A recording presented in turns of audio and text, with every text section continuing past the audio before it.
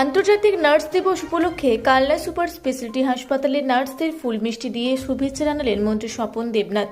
আজ 12ই মে, আজ আধুনিক নার্সিংয়ের প্রবক্তা ফ্লোরেন্স নাইটেঙ্গেলের জন্মদিন। এই দিনটি আন্তর্জাতিক নার্স দিবস হিসেবে পালিত হয়। এই উপলক্ষে পূর্ব বর্ধমান জেলার কালনার সুপার স্পেশালিটি হাসপাতালে একটি অনুষ্ঠানের আয়োজন করা হয়। আজকের এই অনুষ্ঠানে উপস্থিত ছিলেন রাজ্যের মন্ত্রী স্বপন দেবনাথ সহ বিশিষ্ট ব্যক্তিগণ। আজ এখানে এসে প্রথমেই তিনি আধুনিক নার্সিংয়ের প্রবক্তা ফ্লোরেন্স নাইটেঙ্গেলের ছবিতে মালা দিয়ে শ্রদ্ধা জ্ঞাপন করেন। আজ এখানে তিনি সকল নার্সিং স্টাফদের ফুল ও মিষ্টি দিয়ে শুভেচ্ছা জানান। রোগীদের সারিয়ে তোলার জন্য নার্সিং স্টাফদের যে নিরলস চেষ্টা, এই কাজের জন্য আজ তিনি তাদের শ্রদ্ধাও জানান। নার্সদের উদ্দেশ্যে আজ তিনি আরও বলেন, আপনাদের ছাড়া মানুষের চিকিৎসা পরিষেবা সম্পূর্ণ হয় না। আজ তিনি রোগীদের ভালো রাখার পাশাপাশি সকল নার্সেরও ভালো থাকার কথা বলেন। যারা নার্সিং স্টাফ আছেন তারা গভীর মর্যাদার সঙ্গে মিসেস নাইটেঙ্গেলের শুভেচ্ছা পালন করছেন। আমি আপনাদের শুভেচ্ছা জানাতে ছুটে এসেছি, আপনাদের ছাড়া মানুষের চিকিৎসা পরিষেবা কিন্তু সম্পূর্ণ হয় না।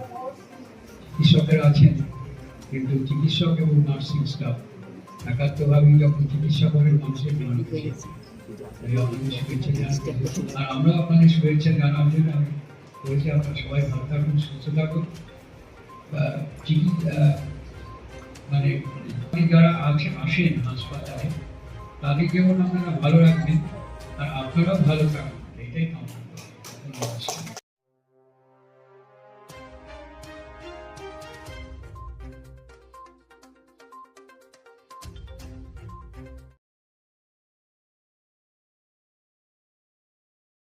পুরা ব্লকের লধুরকা গ্রামের অদূরে অবস্থিত দৌলত পাবলিক স্কুলের দখলে থাকা বেশ কিছু জমি নিয়ে শুরু হয়েছে আইনি জটিলতা। 1197 দাগের যে বেলাবহল মৌজা এবং 2239 দাগের যে লধুরকা মৌজা, এই দুটো জমি আপনারা প্লিজ কেউ কিনবেন না, কারণ আপনারা বিপদে পড়তে পারেন, আইনি একটা লড়াইতে পড়ে যেতে পারেন। জমিটা একদম ডিসপিউটেড, ফলে একটু সাবধানে থাকবেন।